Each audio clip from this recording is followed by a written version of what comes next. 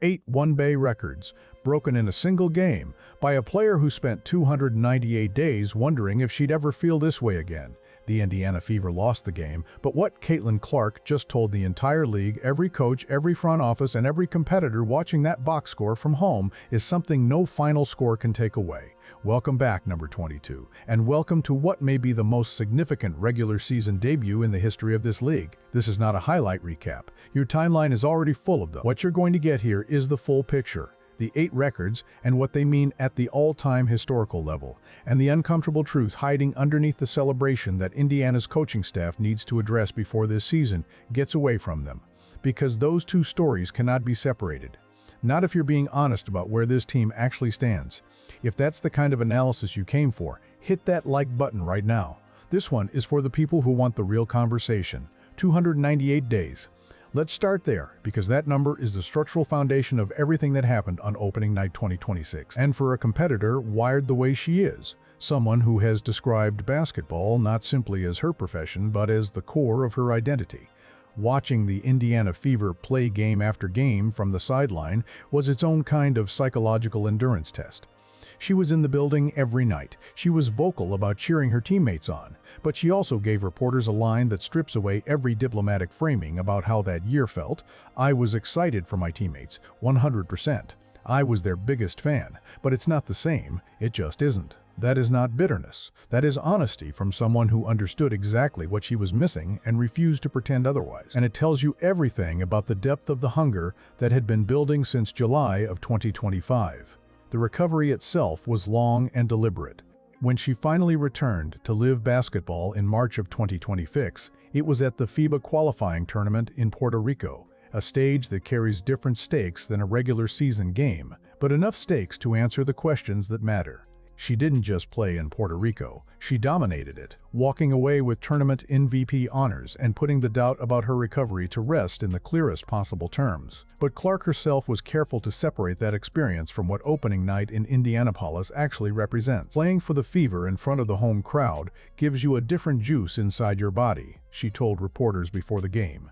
That was not a colorful turn of phrase. It was a precise description of a real competitive variable that cannot be replicated in any qualifier, any preseason context, or any exhibition.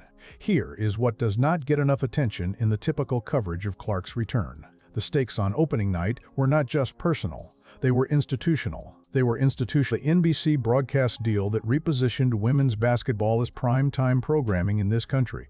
The deal responsible for doubling viewership, generating sponsor interest that the league had never seen at that level, and introducing millions of casual sports fans to the NBA as a product worth investing attention in. That deal is built on a specific underlying assumption.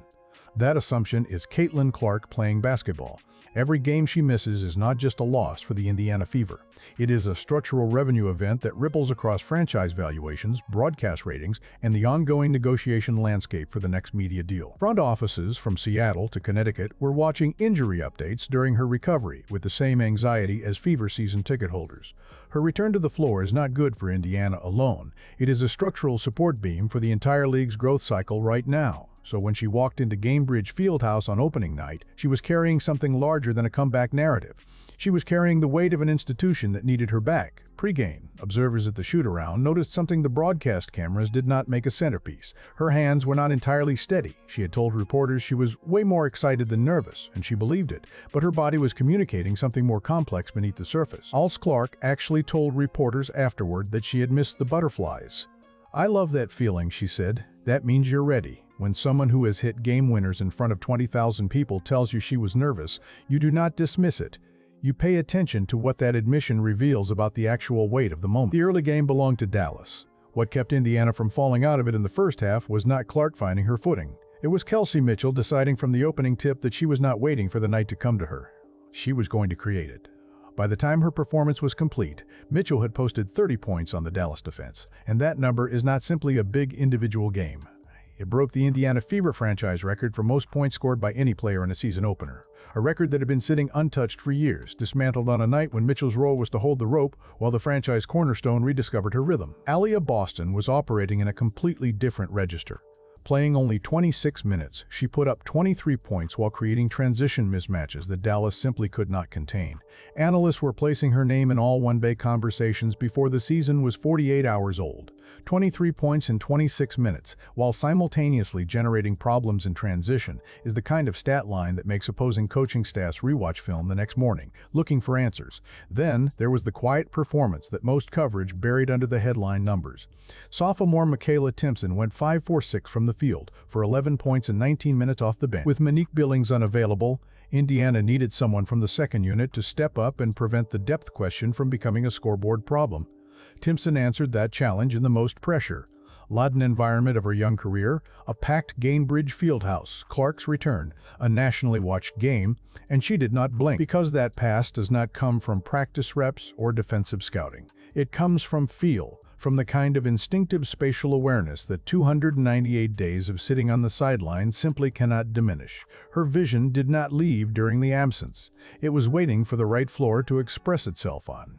Midway through the game, Clark made 2 trips to the tunnel, and the collective anxiety that spiked online was instant and completely understandable. The groin was the first thing every watching fan thought of. Coach Stephanie White addressed it directly post-game, routine back adjustments. Managing the physical demands of returning to game speed, Clark herself was brief about it, just getting her back, put back in. The relief across the Fever fan base was almost audible. She finished the game with 20 points, 7 assists, and 5 rebounds, 7 of 18 from the field, 2 of 9 from 3, 5 turnovers, 3 of which came as offensive fouls that turned directly into Dallas transition opportunities. That is not a perfect performance, but it is an honest one. And there is a difference between those two things that will define how this season gets written.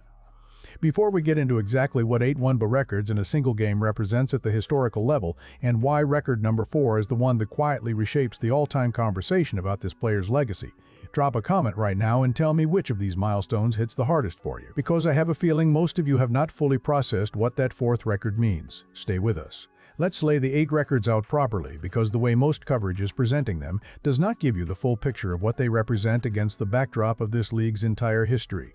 Records 1 and 2 both belong to the 1,000-point milestone, and they need to be read together to understand the full scope.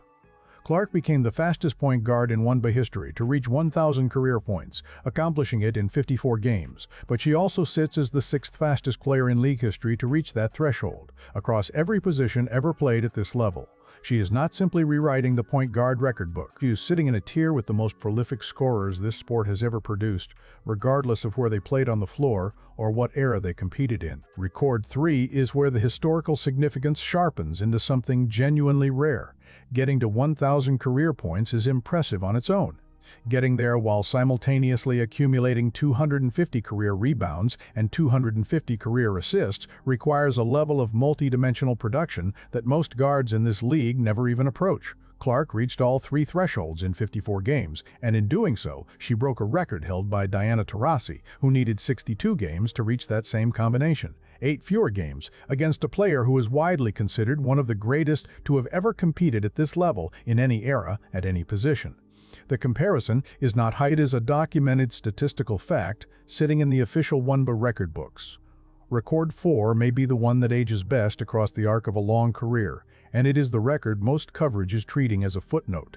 Clark now holds the record for the most 20-point, 5-rebound, 5-rebound, 5-assist games in the entire history of the one-bay, not in her age bracket, across the whole league at every position since this sport began, and she has accumulated those performances at a pace, in fewer games, than anyone else who has ever played. That statistic does not measure a single explosive night that got out of hand. It measures sustained, repeatable multi-dimensional dominance. In every game, records 5 through 8 belong to the team, and they deserve their own framing. Mitchell's 30 points established a new franchise record for the season opener. Clark, Mitchell, and Boston, all scoring 20 or more in the same game, made Indiana only the 3rd team in one-bay history to have 3 players crack 20 in a season opener, and the first time that had ever happened for the Fever franchise specifically. Indiana set a franchise high for points in a season opener overall, and both teams together made history as the first opening night matchup in league history, where both sides broke triple digits, finishing 107-104. That final record is worth sitting with because the Wings ran their system with genuine precision and walked out with the win. Paige Bueckers was composed, efficient, and clearly prepared for the rivalry the league has been building narrative around for over a year. She and Clark on the same floor in a game that set a league-wide offensive record for opening night suggests that this matchup has a real future beyond the promotional packaging. The competition level was authentic on both sides. And if this level of analysis, the records placed in actual historical context, not just a count, is what keeps bringing you back to this channel, consider joining as a member. Your support is what makes it possible to keep going this deep when the rest of the coverage stops at the surface. Now here is the part of the conversation that does not belong in the celebration narrative. You can acknowledge 8 records falling on a single night and still ask the question that demands an answer. How does a team with 3 players combining for 73 points lose the game? The answer is sitting in Dallas's shooting percentages, and anyone willing to look at the numbers clearly can see it. 59% from the field, 52% from 3, 12 three-pointers on 23 attempts. Those are not hot shooting flukes. Those are numbers that appear when a defense exposes the same structural gaps repeatedly, possession after possession, without meaningful adjustment in coverage or rotation timing. Dallas ran they found the open man every time Indiana's rotation arrived late. And Indiana's rotation was consistently late.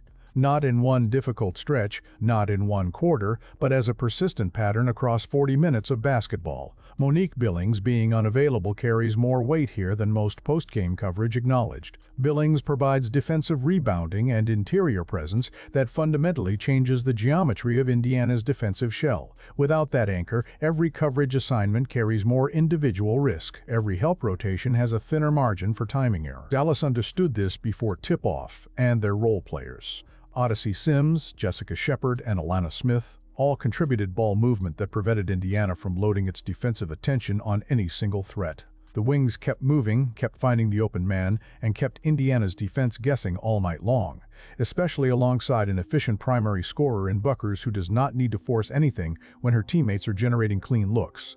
This is the kind of detail that decides playoff series in May and June, when defensive execution gets tested by teams with the film preparation to exploit every pattern. If you are not already subscribed, this is the moment, because we are tracking this fever defensive question all season long. Hit subscribe and turn on notifications. White addressed it directly in her postgame availability.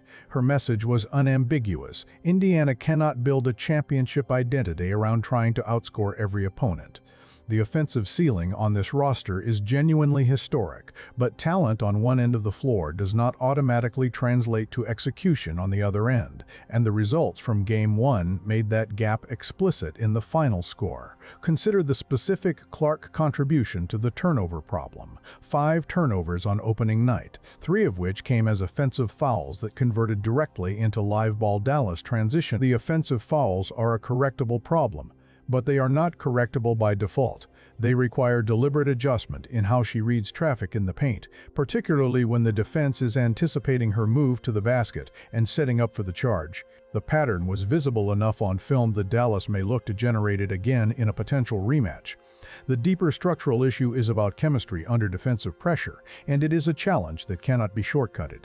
Clark, Boston, and Mitchell are each individually capable of dominating on any given night, but building defensive chemistry, the real kind, where you switch pick-and-roll assignments on instinct, where you communicate when a cutter slips through the help rotation before it becomes a basket, where you trust the person behind you to be exactly where the scheme demands. That chemistry only develops through playing games together, not shoot-around reps, not walk-through film sessions, actual games, with real consequences and real read and react decisions at speed. The opener was always going to have rough edges for this exact reason. White knows it. The veteran players know it. The question the league is now watching is how quickly those edges close before Indiana faces a team with even sharper offensive execution than Dallas showed on opening night. Here is the forward-looking angle that gives you the full stakes.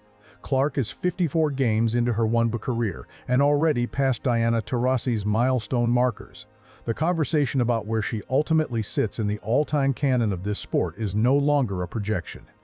It is an active, ongoing documentation happening in real time. The question for the 2006 season is not whether she belongs in that conversation. That question closed on opening night. The question now is whether this team can build enough defensive identity, fast enough and deep enough, to give her what no individual stat line, no record, and no milestone can deliver on its own. "I told Cece I'd be on a rock and roll with her for as long as she wants to do this," Boston said. "I think the chemistry is there. The belief inside that locker room is genuine. The offensive talent is documented and historic. 8 records fell in one night, and Dallas still walked out of Gainbridge Fieldhouse with the win. That is the real story of the 2006 Indiana Fever. 40 minutes into a 40-game regular season that leads somewhere either transformative or deeply frustrating, depending entirely on whether the defense catches up to the offense before the margin for error disappears.